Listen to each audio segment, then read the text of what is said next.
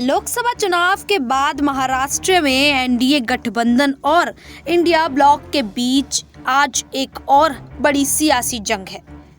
सूबे में आज विधान परिषद की 11 सीटों के लिए चुनाव होना है। इन चुनाव की खास बात यह है कि ये 11 सीटों के लिए 12 उम्मीदवार मैदान में हैं। आज सुबह से शाम 4 बजे तक विधान परिषद चुनावों के लिए वोटिंग होनी है। इस चुनाव से पहले एक बार फिर महाराष्ट्र में सियासी वॉर शुरू हो गई है। इस चुनाव में रिजॉर्ट पॉलिटिक्स भी जोरों पर चल रही है। दोनों गठबंधन अपने अपने विधायक बचाने की कोशिशों में जुटे हैं। इस चुनाव के बीच कई सवाल चर्चा में बने हुए हैं। बता दें कि महाराष्ट्र में एनडीए गठबंधन को महायुति तो विपक्षी इंडिया अलायंस को महाविकास अघाड़ी के नाम से जाना जाता है। मुंबई में भारी बारिश के बीच शिवसेना के नेता मिलिंद नार्वेकर ने वोटिंग का समय बढ़ाने की मांग की है। वहीं एनसीपी के विधायक बस से सवार होकर होटल ललित से विधानसभा के लिए निकल चुके हैं। महाराष्ट्र में आज विधान परिषद की 11 सीटों के लिए चुनाव हो रहे हैं, लेकिन इन पर मैदान में उतरने वाले उम्मीदवारों की संख्या 12 है।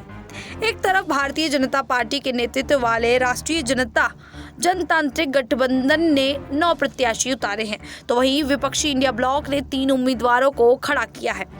बीजेपी ने इस एमएलसी चुनाव में 5 उम्मीदवार उतारे हैं। एकनाथ शिंदे की शिवसेना ने 2 उम्मीदवार उतारे हैं।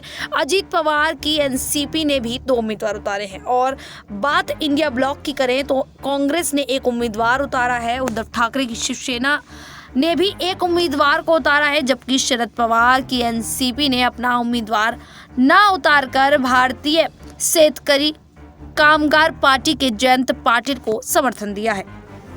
विधान परिषद के चुनाव से पहले महाराष्ट्र में रिजॉर्ट पॉलिटिक्स जीरो पर है। दोनों गठबंधनों को यह उम्मीद है कि विधान परिषद के इस चुनाव में क्रॉस वोटिंग का खेला हो सकता है, इसीलिए महाराष्ट्र में रिजॉर्ट पॉलिटिक्स चल रही है।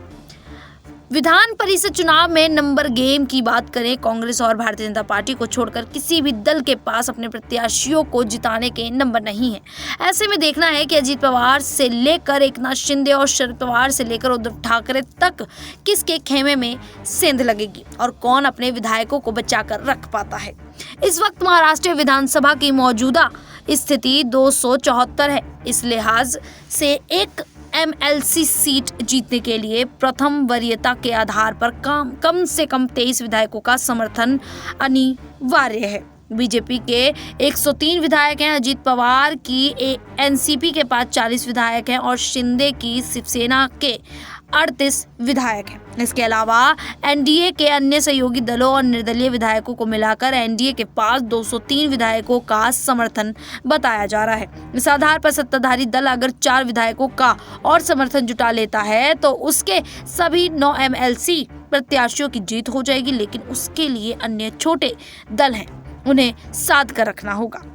इंडिया गठबंधन के पास 72 विधायकों का ही समर्थन है। इसमें कांग्रेस के 37 विधायक हैं। इसके अलावा उद्धव ठाकरे की शिवसेना के 16 विधायक हैं। शरद पवार की एनसीपी के 12 विधायक हैं। समाजवादी के 2, सीपीएम के 2 और 3 अतिरिक्त विधायकों का समर्थन है। इंडिया ब्लॉक विधायकों की संख्या के आधार पर तीनों सीटें जीत सकता है, लेकिन उनके लिए अन्य दलों के विधायकों को जोड़कर रखना होगा। कांग्रेस विधायकों के विश्वास को भी बनाए रखना होगा।